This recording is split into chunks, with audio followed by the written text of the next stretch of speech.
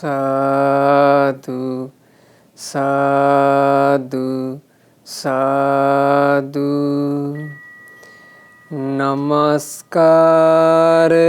වේවා බුදුරුවනට සැමදා බුදු හිමි සරණ යමි. නමස්කාර වේවා ධම්රුවනට සැමදා සදහම් සරණ යමි. නමස්කාර වේවා සංඝරුවනට සැමදා මහා සංඝ සරණ යමි. නමස්කාර වේවා තුනුරුවනට සැමදා තිසරණ සරණ යමි. සාදු සාදු සාදු. අප හැම දෙනාගේ කල්යාණ මිත්‍ර ගුරු දේවෝත්තම පරම පූජනීය පින්වත් ලොකු ස්වාමීන් වහන්සේට අපගේ ගෞරවාදර වන්දනාව වේවා. සාදු සාදු සාදු. පූජනීය මහා සංඝරත්නයන් අවසරයි. වාසනාවන්ත පින්වතුනේ, අද මේ සුපින්බර අරුණෝදයේම තමන්ගේ ජීවිතයට සැනසිලි සුවය ගේන උතුම් බණ පදයක් ශ්‍රවණය කරන්නට සදහවත් පින්වතුන්ලා සෑම දිනා මේ ඒකරාශී වී සිටින්නේ. පින්වතුනේ, ජීවිතයේ ඇතුළේ ඇති කර ගන්නට බොහෝම වටින උතුම් පින් හිතුවිල්ලක්, දහම් හිතුවිල්ලක් අදත් මේ අරුණෝදයේම අපි සිහි කරන්න කල්පනා කළා. ඒ තමයි පින්වතුන්ලා හැමෝගෙම හදවත්වල පින්වතුන්ලා ඇති කර ගන්නට අදහසක්. මම හැබෑම මිත්‍රයෙක් වෙනවා කියන. මොකද්ද ඇති කර ගන්න ඕන අදහස? මං හැබෑම මිත්‍රයෙක් වෙනවා. හරි මිතුරෙක්. හරි මිතුරෙක් වෙනවා කියන අදහසින් අපි කටයුතු කළොත්, අපි හරි මිත්‍රයෙක් වෙන්න මහන්සි ගත්තොත් පින්වතුනේ, අපේ ජීවිතයේ සුන්දරත්වයේ පිණිස ඒක ගොඩාක් උදව් වෙයි. ඒක තේරුම් ගනිමු අපි මෙහෙම. අපි ගත්තොත් දරුවෙක් විදිහට කෙරෙන්න ඕන යුතුයකම් වගකීම් හරියට කරොත් ඒ දරුවාට ආපහු ජීවිතය ගැන හැරිලා බලනකොට සතුටක් නැද්ද? මං දරුවෙක් විදිහට මගේ දෙමව්පියන්ට හරියට උදව් කළා. හරියට යුතුයකම් ඉෂ්ට කළා. මං දෙමව්පියන්ට සැලකුවා. ඒ සතුට පුළුවන් ද පින්වතුනි සල්ලි වලින් ගන්න? ඒ සතුට පුළුවන් ද වෙන දෙයකින් ගන්න? බෑ. හරියට දරුවෙක් බවට පත් වෙලාමයි ඒක ගන්න දෙන්නේ. අපි හිතමු අධ්‍යාපනය ලබන ශිෂ්‍යෙක් තමන්ගේ ගුරුවරුන්ට හරි විදිහට සලකනවා. හොඳ ශිෂ්‍යෙක් වෙනවා. හොඳ කීකරු, යටහත් පහත්, ගුරුවරයා කියන දේම කරන, ගුරුවරයාට ගෞරව දක්වන ශිෂ්‍යෙක් බවට පත් වුණොත් ඒ ශිෂ්‍යයාට යම් දවසක ලොකු සතුටක් උපදිනවා. මං ශිෂ්‍යෙක් විදිහට හරියට කටයුතු කළා. ඒ ශිෂ්‍ය භාවය එයාගේ ජීවිතයට සුන්දරත්වයක් එකතු කරනවා. අපි හිතමු තමන්ට පැවරෙන වෘත්තිය හෙද වෘත්තිය වෙන්න පුළුවන්, වෙන ව්‍යාපාර ක්ෂේත්‍රයක යමක් වෙන්න පුළුවන්, වෙන මොනවා හෝ වෘත්තියක් කෙනෙක් කරනවා හොඳට හිතට එකඟව. එයා ඒ විදිහට කටයුතු කරාට පස්සේ එයාට තමන්ගේ ජීවිතේ පෞද්ගලික සතුටක් තියෙනවා. ඒ පෞද්ගලික සතුට පින්වතුනි ධනයකින් හෝ වෙන වස්තුවකින් අරගන්න පුළුවන් එකක් නෙමෙයි. ඒක තම තමන් ජීවත් වෙන හැටියෙන් උපදව ගන්න එක. ඕන් ඔය වගේමයි මිත්‍ර භාවය. තමන්ගේ යහළුවන්ට හොඳ යාළුවෙක් වෙන්න පුළුවන් නම්, තමන්ගේ යෙහෙලියන්ට හොඳ යෙහෙලියක් වෙන්න පුළුවන් නම් ඒ ජීවිතේ සුන්දරයි. ඒ නිසා අද ඉගෙන ගන්නේ හොඳ මිත්‍රයෙක් වෙන හැටි. හොඳ මිත්‍රයෙක් වීම ගැන අපිට මේ ලෝකයේ ධර්මයේ දේශනා කළේ අපිට කියලා දුන්නේ අපි සරණ ගියපු අපගේ භාග්‍යවත් අරහත් ගෞතම සම්මා සම්බුදුරජාණන් වහන්සේ. අද මේ ධර්ම දේශනාව සඳහා දායකත්වයෙන් දරනු ලබන්නේ මීට වර්ෂ 8කට ඉහතදී මිය පරලෝ යන්ට යෙදුනා වූ පින්වත් තිලකරත්න අමරකෝන් පියාණන්ට පින්පෙත් අනුමෝදනා කරන උතුම් අරමුණ පෙරදරි කරගෙන පින්වත් සිරිනි අමරකෝන් දියණිය, සඳුන් අමරකෝන් පුතණුවන්, විදුර සේනාරත්න බෑණනුවන් සහ තනෝජා අමරකෝන් ලේලී යන මේ සදහැවත් පින්වතුන්ලා තමන්ගේ මියගිය ආදරණීය පියාණන්ට පින් අනුමෝදනා පිණිසයි මේ ධර්ම දේශනාවට දායකත්වයෙන් දරනු ලබන්නේ. හරි මිත්‍රයෙක් වීම. හරි මිත්‍රයෙක් වීම කියන කාරණේ ගැන මේ බණපදයේ කියා දෙන්න කලින්ම අපි තේරුම් ගත යුතු කරුණක් තියෙනවා. හරි මිත්‍රයෙකුගේ තියෙන සුන්දර ගති ලක්ෂණ අද මේ බණපදෙන් අපි ඔබට විග්‍රහ කරලා දෙන්නේ. එතකොට මේ විග්‍රහය ඔබට කරලා දෙන්නේ පින්වතුනි බාහිරින් හොඳ මිත්‍රයන්ව හොයන්න නෙමෙයි. ඔබට හොඳ මිත්‍රයෙක් වීම පිණිසයි. අපි මේ බණපදේ ඉගෙන ගන්න ඕනේ මොකටද? බාහිර අයයෝ හොඳද කියලා හොයන්න නෙමෙයි. අපි හරි මිත්‍රයෙක් වෙන්න ඕන. අපි හරි යාළුවෙක් වෙන්න ඕන. අපි හරි යෙහෙලියෙක් වෙන්න ඕන. ආන්නේ උදෙසා තමයි මේ ධර්ම පදය ඔබට මේ විදිහට අහන්න ලැබෙන්නේ. භාග්‍යවත් බුදුරජාණන් වහන්සේ විසින් සිගාලෝවාද සූත්‍රයේදී දේශනා කරපු කරුණ කාරණා කීපයක් තමයි ඔබ අද මේ දේශනාවෙන් ඉගෙන ගන්නේ. බුදුරජාණන් වහන්සේ සිගාලෝවාද සූත්‍රයේ මිත්‍රයා සහ මිත්‍ර ප්‍රතිරූපකයා ගැන දේශනා කළා. මිත්‍ර ප්‍රතිරූපක කියලා කියන්නේ මිත්‍ර වෙස්ගත් අමිත්‍රයා. මිත්‍ර වේසින් ඉන්නේ. මිත්‍ර වේසින් ඉන්න අමිත්‍රයෙක්. හරියට ඉමිටේෂන් වගේ. රත්තරන් වගේ පේනවා. හැබැයි ඉමිටේෂන්. රත්තරන් කියලා රැවටෙනවා. බලනකොට තිබිලා තියෙන ඉමිටේෂන්. ආන්ගේ වගේ මිත්‍ර වෙස් අරගත්ත අමිත්‍රයෝ ඉන්නවා. ඒ මිතුරු වෙස්ගත් අමිත්‍රයෝ ගැනත් බුදුරජාණන් වහන්සේ එහි දේශනා කළා. නමුත් අද මා කියා දෙන්න කල්පනා කළේ හැබෑම මිත්‍රයා ගැන. හැබෑම මිත්‍රයා, හැබෑම රණ. හරිම රත්තරන් මොකක්ද? ඒ හැබෑම මිත්‍රයා ගැන බුදුරජාණන් වහන්සේ දේශනා කරනකොට මිත්‍රයෝ 4 දෙනෙක් ගැන වදාලා. උපකාරී කියලා මිත්‍රයෙක් ඉන්නවා. සමාන සුඛ දුක්ඛ කියලා මිත්‍රයෙක් ඉන්නවා. අත්තක්ඛායි කියලා මිත්‍රයෙක් ඉන්නවා. ආනුකම්පක කියලා මිත්‍රයෙක් ඉන්නවා. ওই මිත්‍රයෝ 4 දෙනාම තමන්ගේ මිතුරන්ට හැබෑම මිතුරෝය. එතකොට අපිට පුළුවන් නම් පින්වතුනි මේ 4 දෙනාගෙන් එක්කෙනෙක් බවටවත් පත් වෙන්න. අපිට අපේ ජීවිතය ගැන හැරිලා බලනකොට විශාල සතුටක් ලබන්න පුළුවන්. මං මගේ මිතුරන්ට මෙබඳු හරි මිතුරෙක් වුණා කියලා. බලන්න බුදුරජාණන් වහන්සේ මේක දේශනා කරනවා. උපකාරී කියන මිත්‍රයා තමන්ගේ මිතුරන් කෙරෙහි පිළිපදින්නේ කොහොමද? උපකාරී කියන හැබෑම මිත්‍රයාගේ මිත්‍ර ලක්ෂණ. හේ ප්‍රමාදයට පත් වූ මිතුරාව රකින්නේය. මිත්‍රයාගේ යම් ප්‍රමාද දෝෂ හට ගන්නවා නම්, මිත්‍රයාගේ යම් දුර්වලතා හට ගන්නවා නම්, ඒ දුර්වලතා ප්‍රමාද හටගත් මොහොතේ ඒ පමා වූ මිත්‍රයාව ඔහු රකින්නවා. මිත්‍රයාව ආරක්ෂා කරගන්නවා. මිත්‍රයාගේ රැකවරණය වෙනුවෙන් සුවිශාල වෘක්ෂයක් වගේ.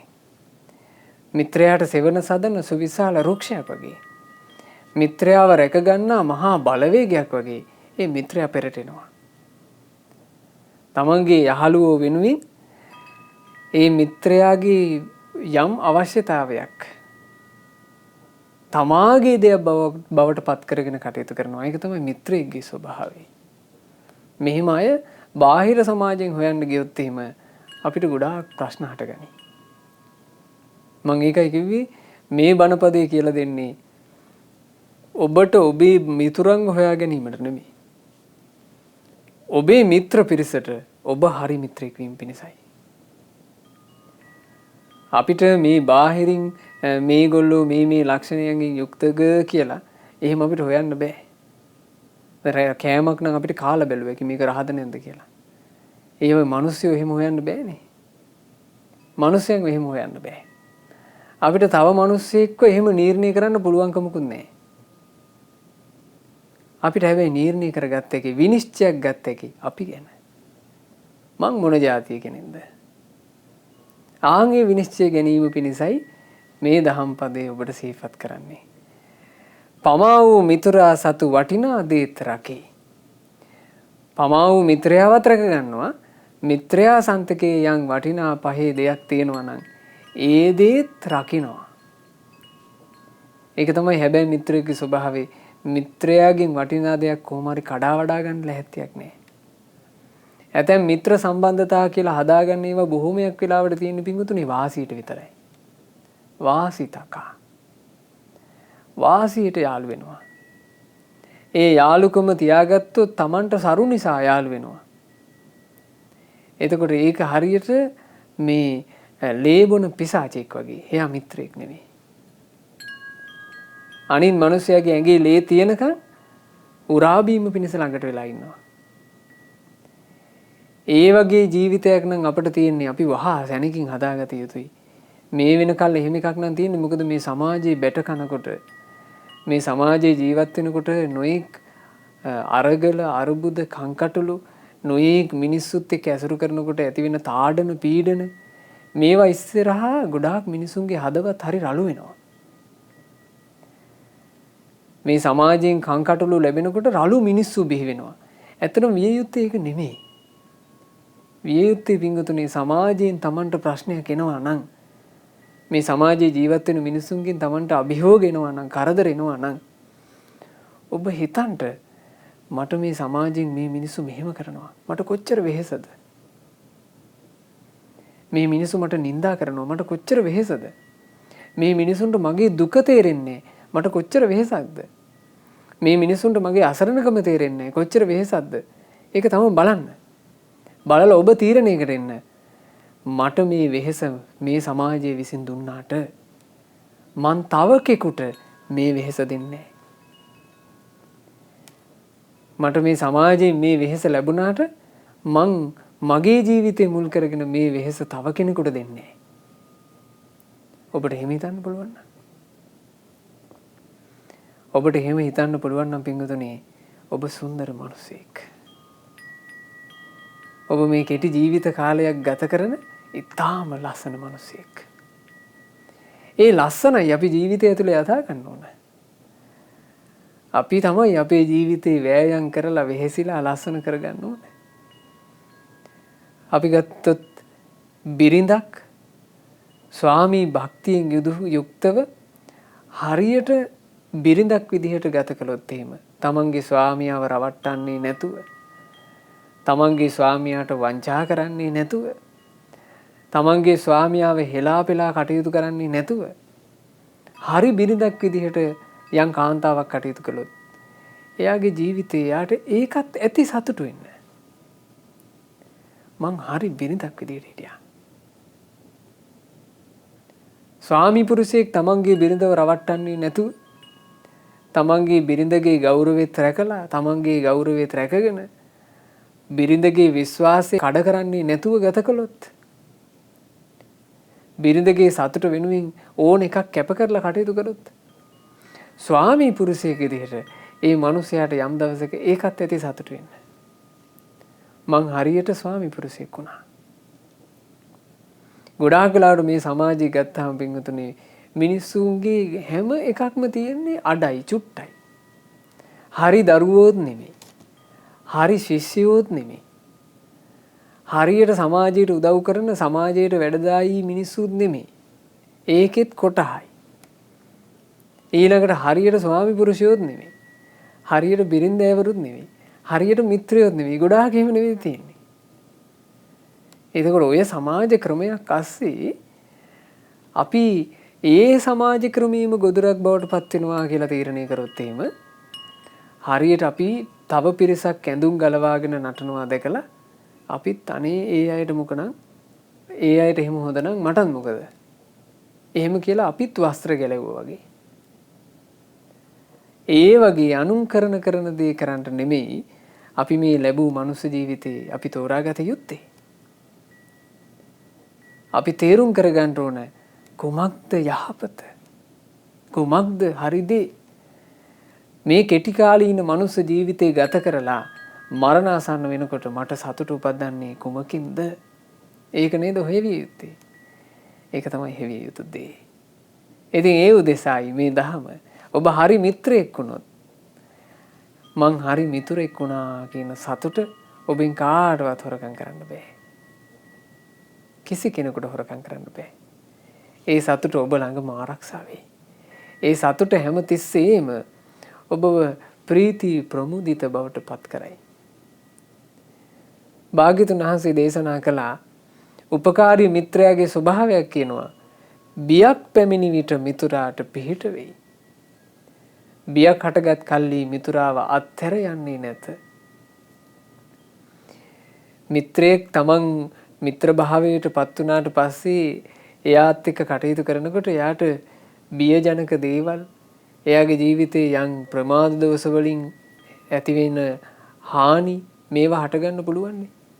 ඒ හටගන්න වෙලාවේ අර මිත්‍රයාට යෝධ ශක්තියක් යෝධ බලයක් විදිහට ඉන්නවා නම් ඒ තමයි මිත්‍රයා. වැටෙන වෙලාවේ ඒ වැටෙන කෙනාට අතහිත දෙන්න මහා ජවයක් වෙනවා නම් එයා තමයි මිත්‍රයා. අපේ මහා බෝධි සත්වයෝ ඒ මිත්‍ර භාවය ප්‍රකට කළා සාංශාරික ගමනේ. මහා සිටුවරයෙක් කියලා හිටිය බෝසතන් වහන්සේ 80 කෝටියක් ධනෙ තිබුණා. 80 කෝටියක දීපල සම්පත් වලට හිමිකාරයා. මහා ධනස්කන්ධයක්. ඒ වගේම මහා ධනයක් තියෙන වෙනත් සිටුවරයෙක් හිටියා. දෙන්න මිත්‍රයෝ. යම් ව්‍යාපාරික පසුබෑමක් හේතු කරගෙන අර මිත්‍රයා සම්පූර්ණයෙන් කඩා වැටුණා. පාරටම වැටුණා. පාරට වැටුණාට පස්සේ මිත්‍රයා සිහි කරනවා මට අහවල් සිටුතුමා මිත්‍රයි. ඔහු ළඟට ගියොත් පිහිටක් තියෙයි. ඔහු හොයාගෙන ආවා. හොයාගෙන ආවට පස්සේ මේ මිත්‍රයා වස්වසනවා. ඔබ ඔබේ ප්‍රමාදය ගැන කලබල වෙන්න එපා. ඔබට යමක් අහිමි වුණාද ඒ අහිමි වෙච්ච දේ ලබා ගන්න මම ඔබට පිහිට වෙනවා. ඔබේ බිය මං නැති කරනවා. මිත්‍රේ මගේ ධනය හරියටම අඩකට බෙදලා මං අඩක් ඔබට දෙනවා.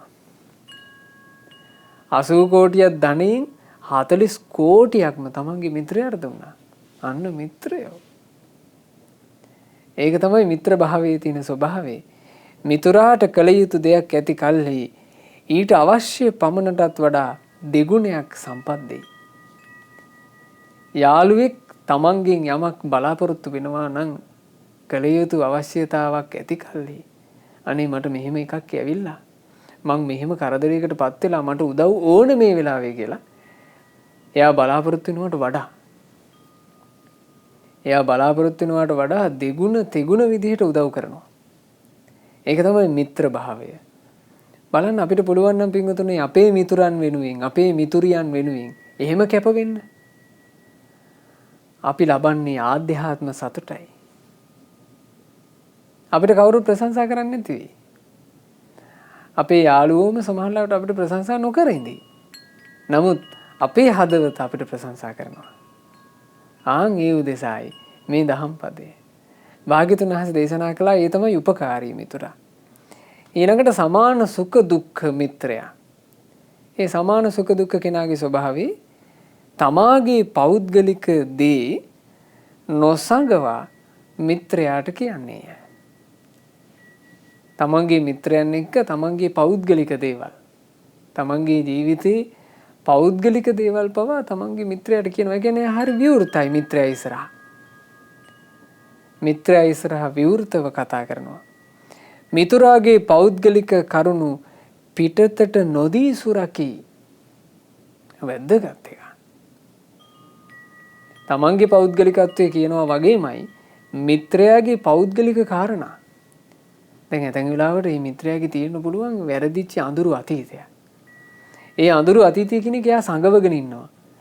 හිතවත්කම හින්දා අපිට කියනවා. අපි ඒක අවියක් කරගත්තොත් එයාට පහර ගහන්න. කොච්චර නරක මිනිස්සෙක්ද මේ මිනිසයා. මේ සමාජය තුළ එහෙම අය කොච්චර දකින්න ලැබෙනවද? ආන් ඒ නිසා මිත්‍රයාගේ පෞද්ගලික කාරණාවක් කවදාවත් පිටතට දෙන්නේ. මිතුරා විපතටපත් වූ විට අත් නොහරින්නේමය. මිත්‍රයාගේ විපතක් ඇති වෙච්ච වෙලාවක කවදාවත් මිත්‍රයාව අතහැරලා යන්නේ. මේ සමාජය තුළ ඔබ ගොඩාක් දැකලා ඇති ඔය මේ සමාජයේ නිතර කියවෙන පාඩයක්. සල්ලි තියෙනකන් තමයි හැමෝම ඉන්නේ. සල්ලි නැති කාලෙට කවුරුත් නැහැ. එහෙම කියනවා. එතකොට මේ විදිහේ පාට ඇයි හැදිලා තියෙන්නේ? සමාජي ගොඩාක් තියෙන්නේ වාසියට. හරි මිත්‍රයෙක් නම් වාසියට නෙවෙයි ඉන්නේ. මිත්‍රයා කියන කෙනා ගොඩාක් ලං වෙන්නේ තමන්ගේ මිතුරාට උපකාර අවශ්‍ය වූ වෙලාවට. මිත්‍රයාගේ යම් පසුබෑමක් වෙච්ච ගමන් තමයි හරි මිත්‍රයා ගොඩාක් ලං වෙන්නේ. ඔයා කලබල වෙන්න එපා. ඔයාට මොනවා වුණත් අපි ඉන්නවා. ඔයාට මොනවා වුණත් මං ඉන්නවා. ආන්ගේ හයිය. ඒ වින්දුතුනේ අපි එකට ජීවත් වෙනකොට අපිට ශාරීරිකව ඊළඟට අපිට ධන සම්පත් මුල් කරගෙන මේ වගේ ආපදා එන වෙලාවල් කියන්න බෑනේ. මේ හොදට ඉන්න අය එකපාර ලෙඩ වෙනවා. ලෙඩ වෙලා ඇඳට වැටෙනවා, බැරි ගැහෙනවා. ඒ බැරි ගැහුණට පස්සේ ඇතැම්මු හරි මිත්‍රයෝ තමන්ගේ වටේ හිටියේ නැත්තම් බලන්නවත් කෙනෙක් නෑ. ලෙඩ වෙලා ඇඳට වැටුණාට පස්සේ බලන්නවත් කෙනෙක් නෑ, වචනයක් කතා කරන්නවත්. එහෙම අසරණ වෙනවා. ඒ නිසා ඔබ මේවා හොඳට ඉගෙන ගන්න, මේ කරුණු මතක තියාගන්න. මතක තියාගෙන පින්වතුනි ඔබ මේ සුන්දර මිනිසයා බවට පත් වෙන්න මහන්සි ගන්න. තමන්ගේ මිත්‍රයෙකුට විපතක් වුණොත් විපතේදී කිසිසේත් අත්හැරලා යන්නේ නැති මිතුරාගේ යහපත පිණිස සිය ජීවිතය උනත් පුදන්නට කැමති වෙයි. ඒ තමයි හරි මිත්‍රයා. මිත්‍රයාට යම් කරුණකදී යහපතක් වෙනවා නම්, අභිවෘද්ධියක් වෙනවා නම් ඒකල්හි තමන්ගේ ජීවිතය උනත් කැප කරන්න කැමති. ඒක තමයි මිත්‍ර භාවය. මිත්‍ර භාවය කියලා කියන්නේ එහෙම එකක්.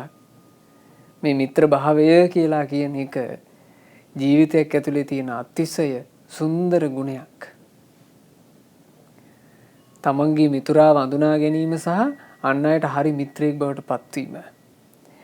පින්වතුනි අපිට අපේ මේ මනුස්ස ජීවිත කාලේ ඒ ටික හදාගත්තා කියලා කියන්නේ එතනත් අපේ ජීවිතේ විශාල යහපතක් සුන්දරත්වයක් තියෙනවා. ඒක තව ඉගෙන ගන්නකොට තේරෙවි.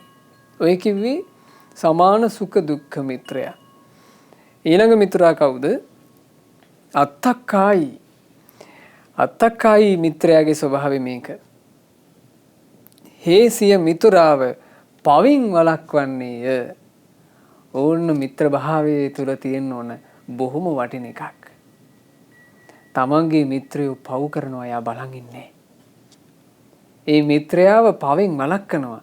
එයා යම් කායිකව පවක් කරනවා නම් ඒකෙන් වළක්වන්න මහන්සි ගන්නවා. වචනයෙන් පවක් කරනවා නම් වළක්වන්න මහන්සි ගන්නවා. එයාගේ හිතවිලි වල පවිතු හිතවිලි තියෙනවා නම් වළක්වන්න මහන්සි ගන්නවා මිත්‍රයා. මිත්‍රයා කියලා කියන්නේ එහෙම කෙනා. තමන්ගේ මිත්‍රයාව පව් කරනකොට ඒ පවෙන් එයාව වළක්වන්න මහන්සි ගන්නවා. මිත්‍රයා කරන ඕන එකකට ඒක නම් නියමයි කියන්නේ. අද කාලේ ගත්තත් ගොඩාක් ඉන්නේ එහෙමයි. එහෙම අයට තමයි මිත්‍රයා කියලා කියන්නේ. තමන්ගේ අදහස එයාට කියනකොට ඒ අදහසටම ඉන්නවා නම් හරියට හරි කියලා ඒ අදහසටම ඉන්නවා නම් මෙයා තමයි මිත්‍රයා, නියම කෙනා. එහෙම නෙමෙයිද? වැරදි එකකට උනත් ඒක නම් නියමයි කියලා කියනවා නම් එයා තමයි මිත්‍රයා විදිහට තෝරගන්නේ. හැබැයි හැබෑවටම මිත්‍රයා කියලා කියන්නේ අපේ ගාව තියෙන යම් වැරද්දක්, දෝෂයක්, අඩුපාඩුවක්, දුර්වල තැනක්, යම් පාපී කටයුත්තක් පෙන්නනවා. ඕක එපා. ඕක නරකයි. ඔය කටයුත්තේ නම් යෙදෙන්න එපා. අන්න මිත්‍රයාගේ ස්වභාවය. හේසිය මිතුරාව පවින් වළක්වන්නේය. සිය මිතුරාව පිනෙහි යොදවන්නේය. මිත්‍රයාව පවෙන් වළක්වලා පින්වල යොදවන්න මහන්සි ගන්නවා. තමන්ගේ යහළුවන්ට කතා කරලා පින් කටයුතු වලට සම්බන්ධ කරගන්නවා. ඒක තමයි මිත්‍ර භාවය.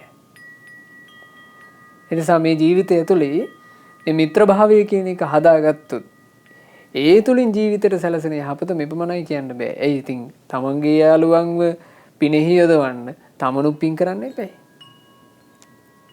තමනුත් පින් කරනවා. තමනුත් පින් කර කර තමන්ගේ මිත්‍රයන්වත් පිනේ යොදවන්න මහන්සි ගන්නවා. ඒ මිත්‍රයාට නොඇසූ ධර්මය අසන්නට සලස්වන්නේය. ජීවිතේ සම්බන්ධයෙන් නොඇසූ කාරණා, නොඇසූ අර්ථ, නොඇසූ යහපත ඔහුට අහන්න සලස්සනවා. තමන් යහපත ඉගෙන ගන්න උත්තමයෝ ඉන්නවනම් ඒ උත්තමයෝ ළඟට එකතු කරගෙන යනවා. එකතු කරගෙන ගිහිල්ලා කියලා දෙනවා. මේක තමයි හරි දේ. ඒ හරි දේ අනුගමනය කරමු අපි. අපි අපේ ජීවිත ලස්සනට හදාගනිමු. මේ ලස්සනට හදාගන්නේ කුමක් පිණිස? දෙව්ලොවට යාම පිණිසයි. දැන් මිත්‍රයෙක් උදව් කරන්නේ එහෙම කියනවා. දෙව්ලොවට මඟ කියන්නේ. ඇයි පින්වතුනේ දෙව්ලොවට මඟ කියන්නේ? දෙව්ලොවට මාර්ගය කියන්නේ මෙතනින් පස්සේ යම් ඉහළ තැනකට ය아가න්න තියෙනවා නම් ඒ තමයි දෙව්ලොව. මෙතෙන්ට ඇවිල්ලා තියෙන්නේ යම් පුණ්‍ය ශක්තියකින්. මේ සුගතියට අපි ආවේ පුණ්‍ය ශක්තියක් නිසා, පිනක් නිසා. ඒ ලැබුණු පින ගෙවෙමින් තියෙනවා. අපි මනුස්ස ජීවිතයට එනකොට පින්වතුනි අපි යම් පිනක් ලැබුවා නම් ඒ පින ගෙවෙමින් තියෙනවා. ආයුෂයේ යම්සේ ගෙවෙනවාද පින ගැනත් එසේ තේරුම් ගන්න. පිනන් ගෙවි ගෙවි යනවා. අපි රැස් කරපු පින ගෙවෙමින් පවතී. ඒ ගෙවෙමින් පවතින පිනේ මෙහෙම කොටසකුත් තියෙනවා. මේ මනුස්ස ජීවිතේ ආයුෂ සම්බන්ධයෙන් අපිට පිනක් තියෙනවානේ. මෙච්චර කාලෙ ඔබට ආයුෂ. එහෙම පිනක් තියෙනවා අපිට. එක කෙනාට වෙනස්. දැන් බලන්න නැතෙන් මේ මිනිස්සු මේ මනුස්ස ජීවිතයට එනකොට ආයුෂ සම්බන්ධයෙන් එයාට තියෙන පින චුට්ටයි. මනුස්ස ලෝකෙට ඇවිල්ලා අවුරුදු කීපකින් යනවා. සිඟිති දරුවෝ මැරෙනවා. සෙල්ලම් කරන වයසේ දරුවෝ මැරෙනවා. භද්‍ර යෞවන වයසේ මේ තරුණ ගෑනු ළමයි පිරිමි ළමයි මැරෙනවා. එතකොට ඒ අය චුට්ටයි ඒක අරගෙන ඇවිල්ලා තියෙන්නේ. ආයුෂ සම්බන්ධයෙන් තියෙන පින ඉක්මනින් අහිමි වුණා. ඔය වගේ පින්වතුනි අපේ පින ගෙවෙමින් තියෙනවා. ලෙඩ රෝග නොසැදී නිරෝගීකම සම්බන්ධයෙන් යම් පිනක් තියෙනවා නම් ඒ පින යම් කාලයක් අපේ ජීවිතය ආරක්ෂා කරගෙන ඉන්නකම් අපි ලෙඩ නොවි ඉඳී. යම් බරපතල ලෙඩක් නැතුව අපි ඉඳී. පින්වතුනි නිරෝගීකම සම්බන්ධයෙන් තියෙන පින නැති වෙච්ච ගමන් මේක ලෙඩ දෙන්න පටන් ගන්නවා. ඊට පස්සේ විඳව ඉන්න එපයි. ඒ නිසා මේවා හොඳට තේරුම් ගන්න ඕන. මේ තේරුම් ගන්නේ මොකක් ගැනද? ජීවිතය ගැන. පරිබාහිර දේවල් නෙවෙයි. අපි මේ සමාජ ක්‍රමේ අපිට ඉගෙන ගන්න තියෙන්නේම පින්වතුනි පරිබාහිර ඒවා. අපි ඉස්කෝලේ ගිහිල්ලා ඉගෙන ගන්නේ පරිබාහිර දේවල්. එක එක්කිනා ගැන ඉගෙන ගන්නවා. එක විද්‍යාඥයෝ ගැන ඉගෙන ගන්නවා. ඒ අයගේ සමීකරණ ඉගෙන ගන්නවා. අපි මේවා තමයි ඉගෙන ගන්නේ. අපිට අමතක වෙනවා ජීවිතය ගැන ඉගෙන ගන්න. මේ කියලා දෙන්නේ ජීවිතය ගැන. ජීවිතය කියන එක සම්බන්ධයෙන් අපි ගත්තාම අපිට තියෙන්නේ හරි පුංචි කාලයක්නේ. මේ පුංචි කාල වකවානුවේ අපි පිනක් භුක්ති විඳින්මින් ඉන්නවා. මේ භුක්ති විඳින්මින් ඉන්න පින අනුක්‍රමිකව අහුයිමි වෙද්දී මේ ජීවිතය ඇතුලේ පිනක් කරගත්තේ නැත්තම් අපි මෙතනින් මැරෙන්නේ ගෙවි ගිය පිනක් ඇතිව, අහිමි වූ පිනක් ඇතිව, පරිහානියටපත් වූ පිනක් ඇතිව. තේරුණාද කියපු දේ? අපි හිතමු යම් මිනිස්සෙකුට ලොතරැයියක් ඇතුණා. ලොතරැයිය ඇදුනාට පස්සේ උන්න එයාට ලක්ෂ ගානක මුදලක් හම්බුණා කියමු. හම්බෙච්ච මුදලින් මිනිස්සයා කාලා බීලා විනෝදෙන් සාද දාලා ඉන්න පටන් ගත්තා. එතකොට මෙයා කනකොට සල්ලි වියදම් වෙනවා. මෙයා වටිනා පහේ බීම බොනකොට සල්ලි වියදම් වෙනවා. සාද දානකොට සල්ලි වියදම් වෙනවා. දැන් මෙයාගේ සල්ලි ටික ගෙවිමින් යනවා. ඒ සල්ලි ටික අඩු වෙවි ගිහිල්ලා සල්ලි නැත්තට නැති වෙන තැනක් එන්නේ නැද්ද? නැති වුණා. නැති වෙනකොට එයා ආයෙමත් හිටපු දිනින්දා. අපි තුමු ලොතරැයියක් ඇදුනාට පස්සේ මිනිස්සෙක් ඒ ලොතරැයියෙන් ලැබිච්ච මුදල මුල් කරගෙන හොඳ බිස්නස් එකක් පටන් ගත්තා. එයා ආයෝජනයක් එන විදිහට සල්ලි හොඳට ලැබෙන විදිහට එයා පටන් ගත්තා බිස්නස් එකක්. එතකොට තමන් හම්බ කරපු තමන්ට ලොතරැයියෙන් ලැබිච්ච මුදල මුල් කරගෙන එයා සල්ලි හම්බ කරන කෙනෙක් බවට පත් වුණා. දැන් එයාගේ මුදල් සිඳෙන්නේ. එයා ලොතරැයියෙන් හම්බ කරපු ධනය යම් කාලයක් ගත වෙලා විනාශ වී ගියත් ඒ ධනය අහිමි වී ගියත් එයා ඒක මුල් කරගෙන රැස් කරපු ධනයක් තියෙනවා. ඒකට මුකුත් වෙන්නේ නැහැ. ආන්නේ වගේ තේරුම් ගන්න ඕන මේ මනුස්ස ජීවිතේ. මේ මනුස්ස ජීවිතේ කියන එක පින්වතුනි හරියට මෙන්න මේ වගේ. වතුර ටැංකියකට අපි වතුර පුරව ගත්තා. ගෙදර පාවිච්චියට වතුර ටැංකියකට වතුර පුරවගෙන තිනවා. ඒ වතුර පුරව ගත්තට පස්සේ අපි ඔන්න අපිට තියෙන්නේ ටැංකියෙන් එකක් වතුර තියෙනවා. අපි ටැප් එක ඇරලා වතුර පාවිච්චි කරනවා. වතුර පාවිච්චි කරනකොට අපිට හැමතිස්සෙම වතුර ලැබෙනවා. අපි බොනවා, නාගන්නවා, ඇඳුම් හොදනවා. අපි හරි සුවසේ ඉන්නවා. ඇයි ටැප් එක අරපු ගමන් වතුර එනවා. ඔන්න එක දවසක් අපි ටැප් එක අරිනකොට අනේ වතුර නෑ දැන් සූ ගාලා හුලං විතරයි. එතකොට අපිට තේරෙනවා ටැංකිය ඉවර වෙලා. ටැංකියේ තියෙන වතුර ටික අඩු වෙලා ගිහිල්ලා වතුර ඉවර වෙලා. ගොඩාක් මිනිස්සුන්ට මනුස්ස ජීවිතේ වෙන්නේ මෙන්න මේ වගේ. අන්තිමේ හුලං අදිනකොට තමයි තේරෙන්නේ ඉවරයි කියලා. ඒ ජීවිතේ ගත කරලා මරණාසන්න තැනට ආවට පස්සේ මතක් වෙනවා හප්පේ හිටපු ටික ඉවරයි. අන්තිමේ හුස්ම අල්ලා කල්පනා කරනවා මං කරගත්ත මොකුත් නෑ. දැන් ඉතින් මට යආගන්න වෙනවා. කොච්චර සෝචනීයයිද? අපි තුමු යම් මිනිස්සෙක් Tamanට ටැංකිය තියෙන කාලේ මහන්සි වෙලා ටැංකියට වතුර ලයින් එකක් සම්බන්ධ කරගන්නවා උල්පතකින්. එයා උල්පතක් පාද ගන්නවා. එයා උල්පත පාදා ගත්තොත් ඒ උල්පතෙන් අඛණ්ඩව එයාගේ ටැංකියට වතුර එනවා. එයාගේ වතුර නැති වෙන්නේ. ඒ වගේ තමයි මේ මනුස්ස ජීවිතේ පින් කර ගැනීම. මේ මනුස්ස ජීවිතේ කුසල් කර ගැනීම. මේ මනුස්ස ජීවිතේ යහපත කර ගැනීම. මේ මනුස්ස ජීවිතයට සුන්දරත්වයක් එකතු කර ගැනීම. ඒ උදෙසායි මේ සියලු බණපද උල්පත පාදා ගන්න. උල්පත පාදා ගත්තොත් පින්වතුනි මෙහි අපි මේ මනුස්ස ජීවිතේ කාලය ගත කරලා අවුරුදු 70කින් 75කින් 80කින් අනිවාර්යෙන් මැරිලා යනවනේ. අපි මැරෙනකොට අපේ ජීවිතේ මීටත් වඩා සපෝට් කරන්න පුළුවන් දෙයක් අපේ ළඟ අනිවාර්යෙන් තියෙයි. යහපත් වූ මිත්‍රෙක්ගේ ස්වභාවය තමයි තමන්ගේ යාළුවාට ආන්නේ උල්පත පාදා ගන්නට උදව් කරනවා. තමන්ගේ මිත්‍රයාගේ ජීවිතයට පින් උල්පත පාදා ගන්නට සුගති රැකවරණය සලසා ගන්නට උදව් කරනවා. එහෙමනම් ඒකේ තියෙනවා බොහොම වටින කාරණාවක්. හරි මිත්‍රයා කියලා කියන්නේ මෙලොවට විතරක් උදව් කරන කෙනෙක් නෙවෙයි. හරි මිත්‍රයෙක් නම් එයා පරලොවටත් උදව් කරන්නේය. ආන් එයා තමයි හරි මිතුරා. ඒ කවුද? අත්තක්කයි. ඊළඟට භාග්‍යතුන් වහන්සේ දේශනා කළ අවසාන මිත්‍රයා ආනුකම්පක. මේ ආනුකම්පක මිත්‍රයාගේ ස්වභාවය මේක. හේ සිය මිතුරාගේ පිරිහීම ගැන නොසතුටු වෙයි. තමන්ගේ යාළුවා පිරිහෙනවා දැක්කොත් අංශුවක්වත් සතුටු වෙන්නේ නැහැ. මිත්‍රයාගේ පරිහානිය ගැන දුක් වෙනවා. හදවතින්ම දුක් වෙනවා. හරි මිත්‍රයෙක් නම්. තමන්ගේ දරුවෙක් පිරිහිලා යනකොට දෙමව්පියන්ගේ හදවතට දැනෙනවනේ දුකක්. අයියෝ ඇයි මගේ දරුවට මෙහෙම වෙන්නේ? දුකක් හට ගන්නවා. ඔබට ඔබේ මිතුරන් ගැන එහෙම හට ගන්නවා නම් ඔබ හරි මිත්‍රයෙක්. ගොඩාක් තියෙන එහෙම නෙමෙයි. එකට කාලා බීලා එහෙම ඉන්නවා. කාට හරි මොන හරි ධන හානියක් හෝ යම් පරිහානියක් හෝ උනා කියලා ආරංචි වුණාම මෙන්න ගෙවල් වල කතා වෙනවා. යසයි යෝකුන්ට. ඔය හිටපු විදිහට අපි දැනගෙන හිටියා ඔහොම වෙයි කියලා.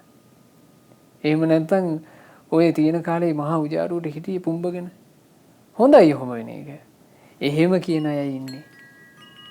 කොච්චර අඩුයිද පින්වතුනි අනේ අහවලුන්ට විපතක් කියලා අපි කොහොමද මේකට උදව්වක් වෙන්නේ? අහවලු විපත කරා ඇදෙමින් ඉන්නවා කොහොමද මේව බේරගන්නේ? එහෙම කතා වෙන අය මේ ලෝකෙ කොච්චර අඩුයිද? හරි මිත්‍රයෝ හරිම අඩුයි. ඒ හරිම අඩුවෙන් ඉන්න මිත්‍රයෝ අතරට ඔබ එකතු වෙන්න. මේ ලෝකේ හරි අඩුවෙන් හරි මිත්‍රයෝ ඉන්නේ. ඒ හරි අඩුවෙන් ඉන්න හරි මිත්‍රයෝ තලයට තමනුත් එකතු වෙන්න මහන්සි ගන්න පින්වතුනි.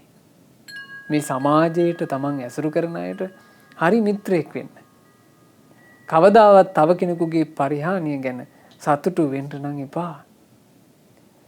තව කෙනෙක් පරිහානිය කරා ඇදෙමින් ඉන්නකොට මෙහෙම හිතන්න එපා කවදාවත් ඔය යන විදිහට ගියපු දෙන්කෝ ගිහිල්ලා වරද්ද ගත්ත දෙන්කෝ එහෙම හිතන්න එපා.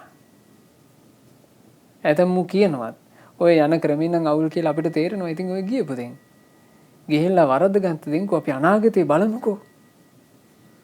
එතකොට මේ අනාගතේ බලාගෙන ඉන්නේ මොකක් වෙනකන්ද? වරදිනකන්.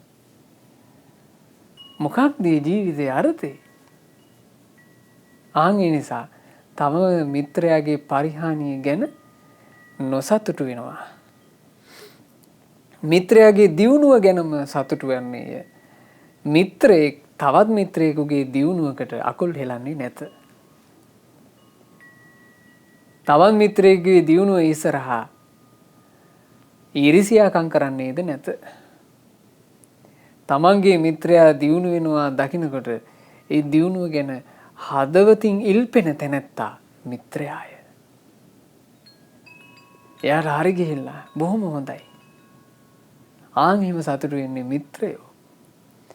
තමන්ගේ මිත්‍රයා ඉහළට යනවා දකින්නකොට අභ්‍යන්තරයෙන්ම ප්‍රීති සැපයක් විඳින්නේ හැබැයි මිත්‍රයෝ.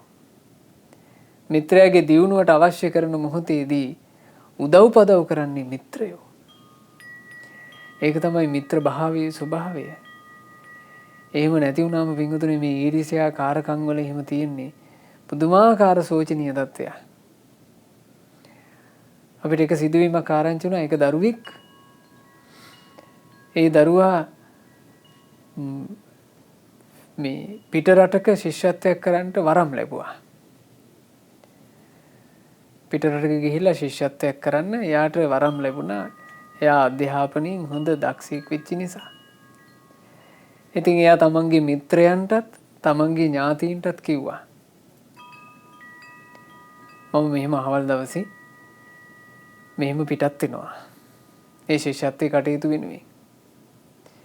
එතකොට යන්නේ හෙට කියලා එක්කෙනෙක් ඔහුට ගෙනත් දුන්නා ලුණු දෙහි බෝතලයක්. මේ ලුණු දෙහි බෝතලේ අරගෙන යන්න. මොකද එහෙ පිටට ගියපු ගමන් එහෙ කෑම එකපාර හුරු වෙන්න බෑ. ඒ කෑම බීම සමහරට මේ ලංකාවේ වගේ ලුණු මිරිස් හොඳට නැහැ. එතකොට මේ ලුණු දෙහි බෝතලේ ළඟ තියාගත්තොත් එහෙම පුරුදු වෙන්න පුළුවන් මේ කෑම ටික කියලා ලුණු දෙහි බෝතලයක් ගෙන දුන්නා. එතකොට අනේ මේ ළමයා මේ ලුණු දෙහි බෝතලේ දාගත්තා. දාගෙන එයාපෝට් එකෙන් පිටත් වෙන්න යනකොට අහු වුණා. අර ලුණු දෙහි බෝතලේ ඇතුලේ මත්ද්‍රව්‍ය ඔක්කොම ඉවරයි. බලන්න මනුස්සයන්ගේ ස්වභාවය. මේ සමාජයේ එහෙම හිත් තියෙන එහෙම දියුණුවට අකුල් හෙලන මිනිස්සු ඉන්නවා. අර ළමයාගේ ජීවිතේ සම්පූර්ණයෙන් එයා ආලෝකයක් කරා යන්න සූදානම් වෙන මොහොතේ සම්පූර්ණයෙන් අන්ධකාරයට ඇද වැටුණා. මත්ද්‍රව්‍ය ළඟ තබා ගත්ත කෙනෙක් විදිහට අත්අඩංගුවටපත් වුණා. බලන වින්දුනේ කොච්චර අසරණ භාවයටපත් වෙනවද කියලා ඒ වගේ කටයුතු කරන අය නිසා. අපි කවදාවත් අපේ ජීවිතේ හිතුවිල්ලකින්වත් එහෙම කරගන්න හොඳ නැහැ. හරි මිත්‍රයෙක් නම් තමන්ගේ මිත්‍රයාගේ දියුණුව දැක හදවතින්ම සතුටු වන්නේය. ඊළඟට මිත්‍රෙක් ළඟ තියෙන බොහොම ලස්සන ගතිගුණ දෙකක් බුදුරජාණන් වහන්සේ දේශනා කළා. අන්‍යයන් විසින් සිය මිතුරාගේ නුගුණ කියන විට එය වළක්වන්නේය. මිතුරාගේ ගුණ කියන්නාට ප්‍රශංසා කරන්නේය. මේක තමයි මිත්‍රයෙකුගේ තියෙන ලක්ෂණ. තවත් අය පිරිසක් මිත්‍රයාගේ නුගුණ අඩුපාඩු ඇදකුද කතා කරනවා නම් එතන හරි මිත්‍රයෙක් ඉන්නවා නම් ඕවා කියන්න එපා. වළක්වනවා. එපා මගේ යාළුවා ගැන ඔහොම කතා කරන්න. එයා මගේ මිත්‍රයා. එයා ගැන ඔහොම කතා කරනවට මම සතුටු නෑ. ආන්න හරි මිත්‍රයාගේ ස්වභාවය. හරි මිත්‍රයෙක් නොවේ නම් මොකද්ද කරන්නේ? එකට ඉන්නකොට මූණට ඉන්නකොට නම් ප්‍රශංසා කර කර කතා කර කර ඉඳලා මේ මගේ හැරපු ගමන් තමන්ගේ මිත්‍රයා වෙන තැනකට ගියපු ගමන් කතා වෙනවා. ඔය මිනිස්සුත් එක්ක මං ඔහොම හිටියාට ඉතින් ඔය පුද්ගලයා මෙහෙමයි. ඔය පුද්ගලයාගේ කටයුතු මෙහෙමයි. ආන් එහෙම ඇදේම කතා වෙනවා. මිත්‍රයෝද මිත්‍රයෝ නෙවෙයි. ඉතින් මේ වගේ අසුන්දරතා ඔය ජීවිත ඇතුලේ පින්වතුනි අපිට සාංශාරික ගමනක වැටිච්ච ජීවිතන අපිට තියෙන්නේ. මේ අසුන්දරතා අපේ ළඟ තියෙන්න පුළුවන්. මේ දුර්ලභව ලැබිච්ච බුද්ධ ශාසනය තුල ඒ දහම් පදහලා අර අසුන්දරත්වයන් හදාගන්න තමයි අපි මහන්සි ගන්න ඕන. අසුන්දරත්වයන් එකින් එක හදා ගන්න ඕන. හරියට ඇදකුද ගැහිච්ච ලීයක් වඩුවෙක් ගානට යතු ගහලා ගානට සැහැලා ටික කෙලින් කර ගන්නවා. ඇදකුද වෙලා තියෙන දරකොටයක් ගෙනල්ලා එයා අර වැඩි ඇදකුද ඔක්කොම ටික ඉවත් කරලා ලස්සන කෙලින් ලීයක් හදනවා. අනවශ්‍ය ඒවා ඔක්කොම සැහැලා අයින් කරනවා.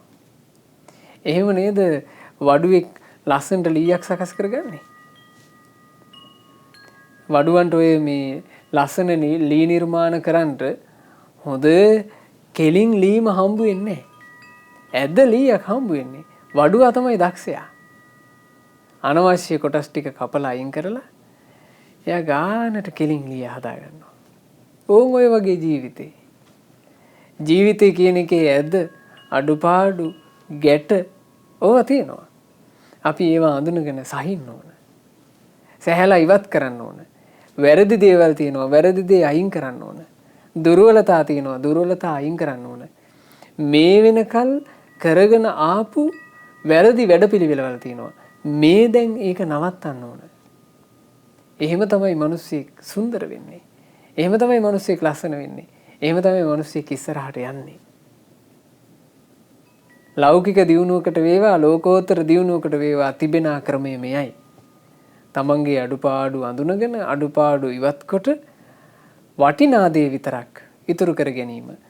මේ සමාජය ඇසුරු කරනකොට ඕන් ඔය වටිනා කාරණා 16 තමන්ගේ හදවත් තුළ අනිවාර්යයෙන්ම තැන්පත් කරගෙන තියාගන්න.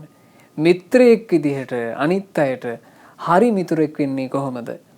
හරි මිතුරාගේ ස්වභාවයක් ප්‍රමාද වූ මිතුරාව රැකීම, ප්‍රමාද වූ මිතුරාගේ වටිනා දේ රැකීම, බියක් පැමිණි විට මිතුරාට පිහිටක් වීම, උදව්වක් වීම, මිත්‍රයාගේ බිය වෙනුවෙන් පිළිසරණක් වීම, මිත්‍රයාට යම් කළ යුතු කටයුතු ඇති කල්හි ඒ මිත්‍රයා බලාපොරොත්තු වෙනවටත් වඩා උදව් උපකාර කිරීම, ඊළඟට මිත්‍රයාට තමන්ගේ පෞද්ගලිකත්වය නොසඟවා කීම, මිත්‍රයාත් එක්ක රහස් නැහැ.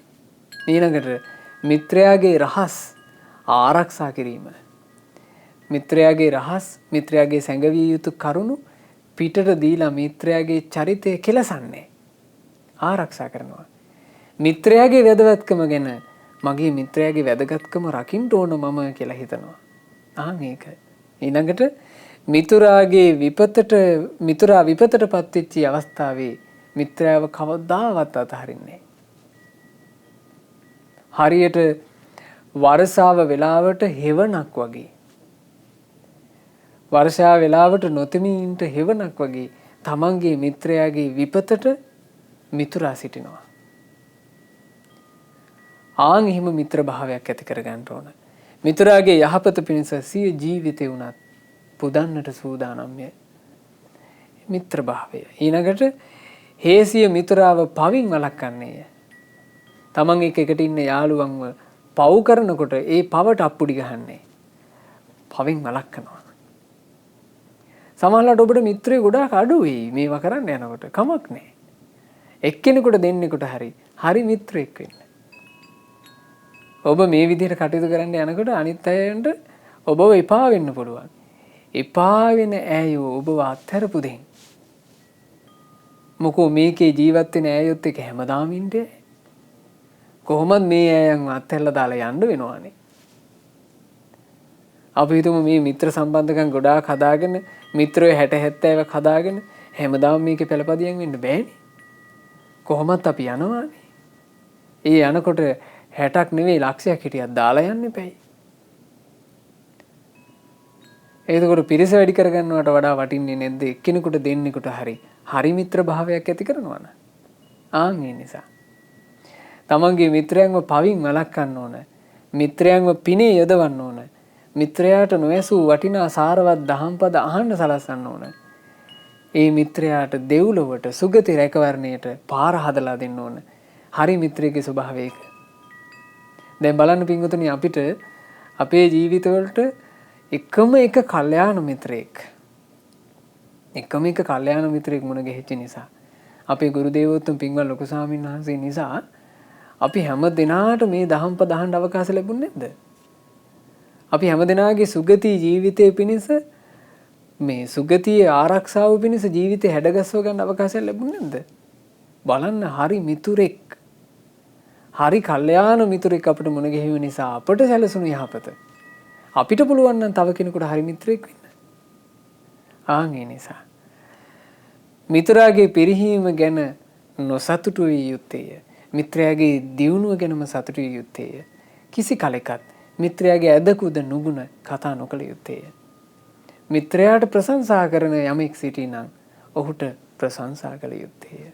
ඕනෝක තමයි මිත්‍ර භාවය. ඉතින් ওই මිත්‍ර භාවය කියන සොඳුරු ගුණය පින්වතුන්ලා ඇති කරගත්තොත්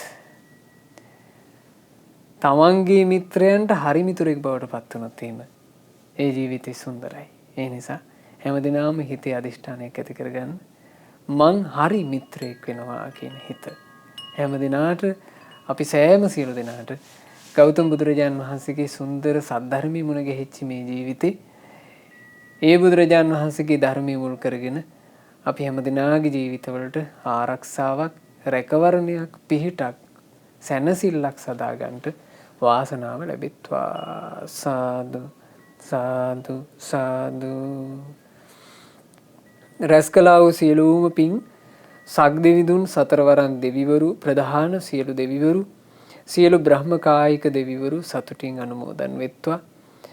ලංකා භූමිය සුරකින සුමන සමන් දෙවියන් ප්‍රධාන සියලු දෙවියෝත් අපගේ ඉෂ්ඨකාමී හිතකාමී සියලු දෙවියෝත් සතුටින් පින් අනුමෝදන් වෙත්වා. පින් අනුමෝදන් වන දෙවිවරු දිව්‍ය සැපයෙන් දිව්‍ය ආශ්චර්යයෙන් වැඩෙත්වා. දෙවියන්ගේ නිරන්තර රැකවරණය අප හැමදිනාහට දෙවියෝ නොඅඩුවම සලසත්වා. දෙවියෝද සංසාර දුකින් අත මිදෙත්වා. සාදු සාදු සාදු. රැස්කලා වූ සියලු පුණ්‍ය ධර්මයන් ගුරු දේවෝත්තම කල්යාණ මිත්‍ර පරම පූජනීය පින්වත් ලොකු ස්වාමීන් වහන්සේට අනුමෝදන්ව ගුරු දේවයන් වහන්සේ නිදුක් වෙත්වා, නිරෝග වෙත්වා, දීර්ඝායුෂ සම්පන්නියම ලබත්වා. ගෞතම සාසනය තුල චතුරාර්ය සත්‍ය ධර්මය අවබෝධ කරගන්නට වාසනාව ලැබෙත්වා. සාදු සාදු සාදු.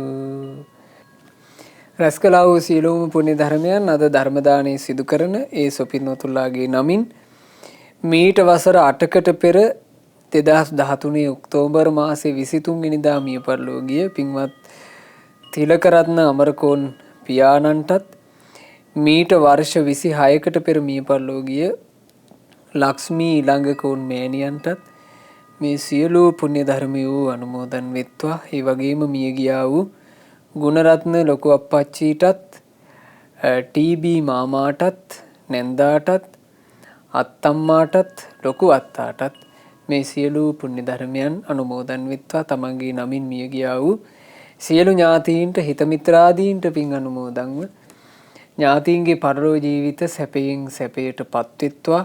අපගේ ඥාතීන්ට මේ දුක්ඛිත සංසාර ගමනින් ඉතා ඉක්මනින්ම නිදහස් වෙන්න ලැබෙත්වා කියන ප්‍රාර්ථනාවෙන් පින් අනුමෝදනා සිදු කරන්න.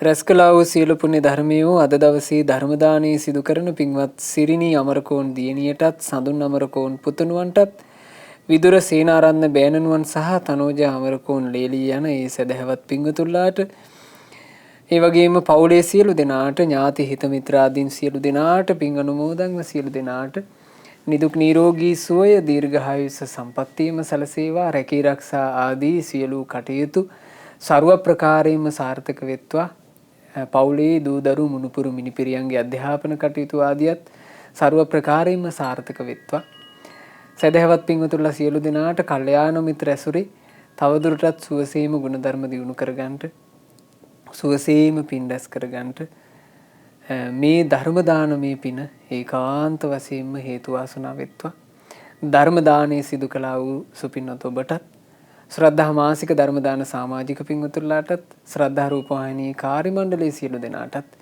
ඒ වගේම ධර්මයේ ශ්‍රවණය කළා වූ සදහවත් පින්වතුන්ලා සියලු දෙනාට මේ සියලු පුණ්‍ය ධර්මයන්ගේ ආශිර්වාදයෙන් සියලු යහපත සියලු අභිවෘද්ධිය සැලසී ගෞතම සාසනය තුල චතුරාර්ය සත්‍ය ධර්මය අවබෝධ කරගන්නට වාසනාව ලැබෙත්වා හැම දිනාටම තෙරුවන් සරණයි නමෝ බුද්ධාය මෙවැනි වටිනා ධර්ම දේශනා ශ්‍රවණය කිරීමට ශ්‍රද්ධා ඩේලි YouTube චැනලය සබස්ක්‍රයිබ් කරන්න.